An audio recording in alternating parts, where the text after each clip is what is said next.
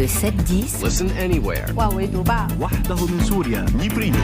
sur France Inter. Géopolitique, bonjour Pierre Aski. Bonjour Nicolas. Pierre, vous vous interrogez ce matin sur la place de l'humanitaire dans le conflit au Proche-Orient. De quoi l'humanitaire est-il le nom ? Le mot est de plus en plus prononcé. Pause ou trêve humanitaire demandée à Israël, envoi d'une aide humanitaire à Gaza et une conférence humanitaire organisée jeudi à Paris.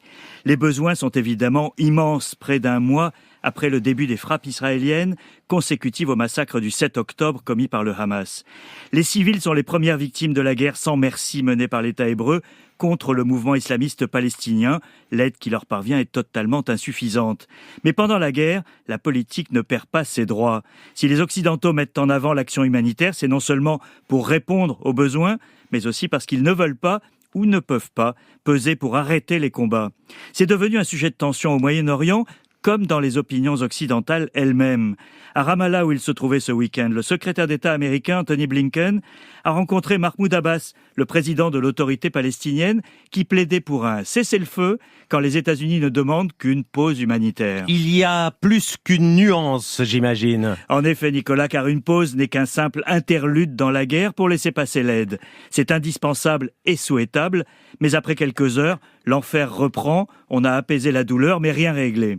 Un cessez-le-feu est à l'opposé un arrêt des combats pour laisser la place à la politique afin de tenter de sortir de la crise.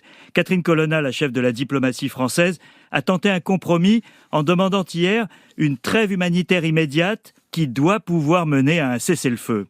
Le problème est qu'Israël refuse catégoriquement. Benjamin Netanyahou a déclaré que les appels au cessez-le-feu étaient l'équivalent d'une reddition au Hamas. Et il a exigé la libération préalable des quelques 240 otages détenus à Gaza. Les demandes de trêve, Pierre, ont-elles une chance d'être entendues ? Alors seuls les États-Unis ont une véritable influence opérationnelle sur Israël. Il est donc probable qu'à un moment, leur demande de pause humanitaire sera entendue. Barak David, l'un des journalistes israéliens les mieux informés, a même écrit ce week-end que Blinken avait argumenté auprès du cabinet de guerre israélien qu'une telle pause permettrait en fait à Israël de gagner du temps pour mener à bien ses opérations à Gaza.